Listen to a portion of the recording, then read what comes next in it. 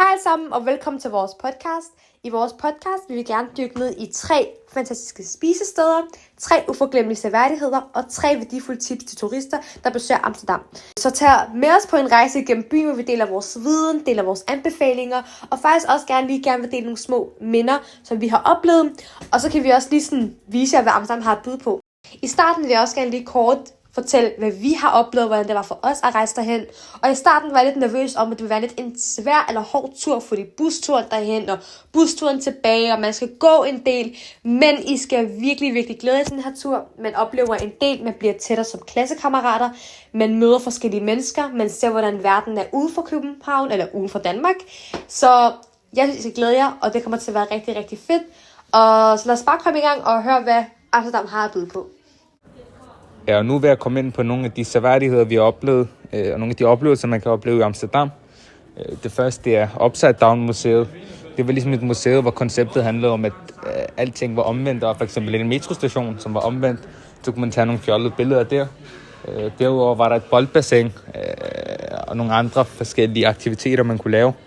Det vil jeg klart anbefale. Det fik vi gjort med klassen, så jeg kan ikke rigtig komme med en pris på det, fordi det betalte skolen. Ja, og den næste seværdighed er bowling. Jeg vil opfordre jer alle til at tage ud og bowle, måske tage 2-3 klassekammerater i hånden og så gøre det. Det betalte vi 40 euro for per person for en teams bane, tror jeg det var. Og det var mega fedt. Det vil jeg klart anbefale. Og en anden seværdighed er, at man skal leje nogle cykler. Fordi Amsterdam nemlig er en kanalby og en by, som er klart præget af cykler. Hvor næsten alle cykler. Så derfor, hvis man skal tage en cykel, så kan man også opleve byen på en anden måde. Og den sidste seværdighed, jeg vil komme ind på, er Adams Lookout, hedder den. Det er sådan en skybar. Den lå heldigvis tilfældigvis tæt på vores hotel. Men ellers så er det bare fra centralstationen af den 5 minutter væk. Jeg tror, det kostede 20 euro at komme ind. Og der var en rigtig fed udsigt, hvor man kunne tage nogle fede billeder og hygge sig lidt derop. Ja, det var det hele herfra. Ja, i dag vil jeg tage jer med på en kulinarisk rejse gennem Amsterdam, hvor vi udforsker 3 forskellige spisesteder. Så læn dig tilbage lidt med og lad os begynde. Første stop på vores rejse, det er Lulu's Amsterdam. Det er en hyggelig spisested kendt for sin autentiske hollandske mad.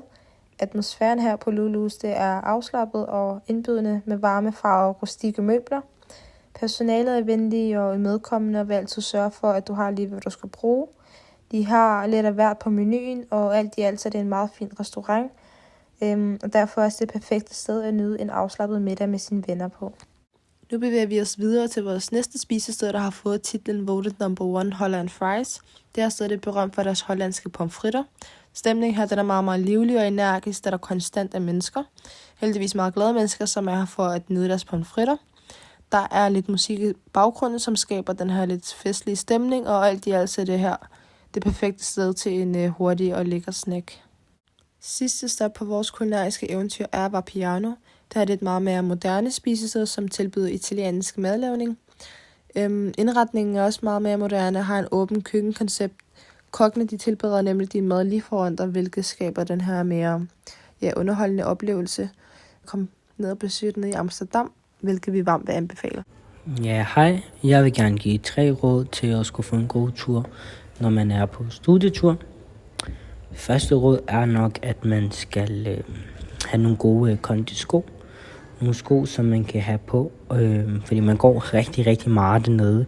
Så det vil være en rigtig god idé at skulle tage noget godt fodtøj på, så man er klædt godt på til turen. Det nytter ikke noget at skulle tage det mest nye og det mest fashionable sko på, da det i sidste ende har konsekvenser for en selv. Jeg husker selv, at jeg fik mange blå tær, og det hele gjorde meget ondt, fordi man havde nye sko på, som man ikke havde været vant til at gå i. Så sørg for at have noget godt fodtøj med. Andet råd er egentlig at få ryddet op. Med det sagt, så hvis der er nogle interne konflikter eller interne problemer, der har ramt jeres klasse eller kammeratskab sådan generelt set, så sørg for at få det fikset inden. både i klassen, men også på tværs af årgangen, så alle sammen har det godt med hinanden, og tavlen ligesom er vasket rent på den bedste facon. Det gør så også, at turen egentlig bliver meget federe, end den nødvendigvis skulle have blevet, nu hvor at I alle sammen har det pissefedt sammen. Tredje og sidste råd er egentlig, at sørg altid for at have smil på læben. Sørg for at være der for hinanden og gå i nogle grupper. Det kan sgu godt være lidt sådan utrygt at gå alene dernede, fordi det er en by med mange mennesker, og en by med, hvad kan man sige, uprivilegerede mennesker også for den sags skyld. Så sørg for at gå i nogle store grupper, som I kan spare med. Nogle, der er på jeres niveau, nogle, der heller ikke er på jeres niveau. Så I har lidt og forskelligt at byde mærke i. Og så er det egentlig vigtigt, at I er der for hinanden, og I ligesom kan tage kontakt til hinanden, når det skal bruges. Fordi det kan sgu godt være lidt utrygt dernede, i og med, at man måske går alene eller noget i den stil. Ikke? Så sørg for at gå i nogle store grupper, så er det hele mere sikkert, trygt og dejligt. Og ja, så sørg for at hygge jer. God studietur. Moi.